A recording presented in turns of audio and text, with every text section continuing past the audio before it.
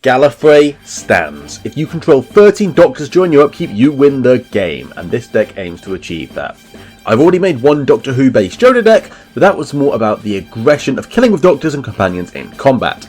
That is still an option with this deck, but this Jodah deck is entirely focused on resolving that Gallifrey Stands for the win. Well, almost entirely. Spoilers, but I'm pretty sure Thrasios' infinite mana combo, play all the Doctors and Stands, take an extra turn, is a much easier way to win with the card, but I don't enjoy infinites, so here's how we make Jodah do it instead. Jodah plays very differently in this deck, as while it's still capable of quick beats, I see Jodah as more of a delivery method than the whole game plan in this deck. If Jodah dies, oh no. Anyway. The deck is split into a few fairly self-explanatory parts.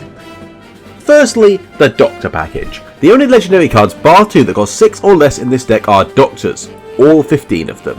This means every time we cast a legendary spell with Jodah out, we will find a Doctor, leading us right towards the Gallifrey Stand's win condition.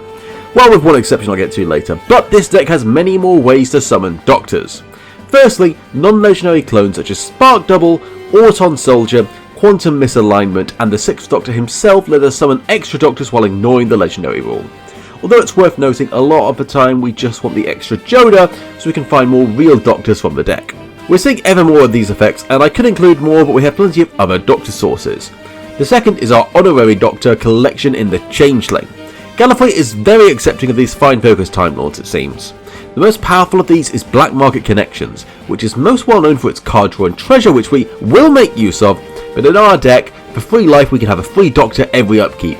And our life total goes down just as fast, but anyway, we have a few of the best changelings around to increase our Doctor count even further, and it's worth noting, these are gods, so our copy of the World Tree can find them in our upkeep. Finally, we have a few tutors for Doctors. Any legendary spell works to tutor a Doctor, and Defense of the Heart can find them with a Gallifrey Stands trigger on the stack, waiting for a win. But An Unearthly Child, the 5 Doctors, Once Upon a Time, and Fugitive of the Jadoon all help us find the Doctor we need, especially if we want to be tricky. Speaking of tricky, I do have 12 non-Doctor legendaries in the deck to help our game plan. First up is the most tricky in Valky, God of Deceptions. Anyone who played Constructed when this released will remember they had to change the rules on Cascade because of this. It used to be if you cast, say, a 3 mana Shardless Agent and hit Valky, you could cast a 7 mana Planeswalker for free instead. Pretty broken, and they fixed Cascade sharpish. However, Jodah is not Cascade, so still uses the old rules template, which means if we Cascade into Valky, we get a big 7 mana Planeswalker to distract people from our actual game plan for free. As a result, the only 2 mana or lower legendary in the deck is Valky, so any 3 mana legendary is guaranteed to find Valky, meaning if we get a Doctor Tutor, we'll often want a 3 mana one to guarantee our Valky. We can do a similar trick with Essica, turning a 4 mana legendary into the Prismatic Bridge for free. And we have more tricks up our sleeves with other legends, but not quite as mischievous as this. We have Timeless Lotus for its insane ramp while still legendary cascading if we cast it with Jodah out. Otherwise, the rest of our legendaries cost 7 or above, so we can always hit a Doctor with every other legendary cascade, but we do have 7 drops or higher. See, our deck has 0 traditional tutors for Gallifrey Stands, our build around, but since it's legendary itself, Jodah can find it.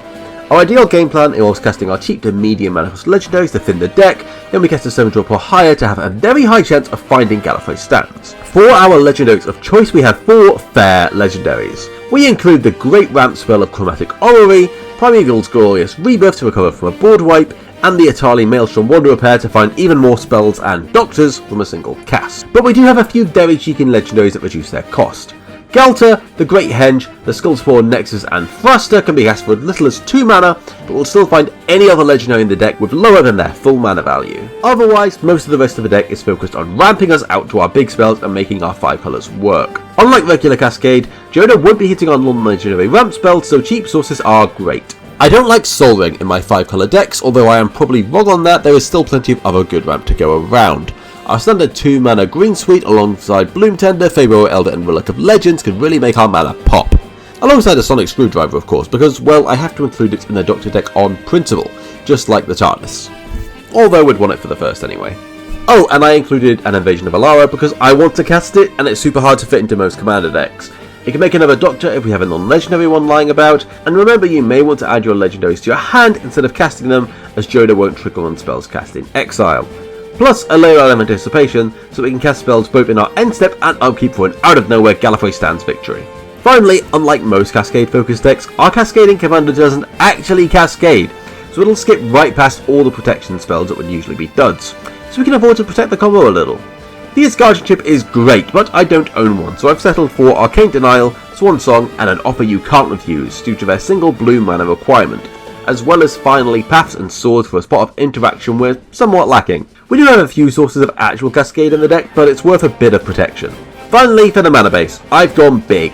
10 fetches, 8 shocks, 6 triumphs, 1 of its basics, and a few 5-colour options to finish off. You don't need this selection, but I had the cards spare from dismantling some other decks and decided I wanted this 5-colour mana base to rock.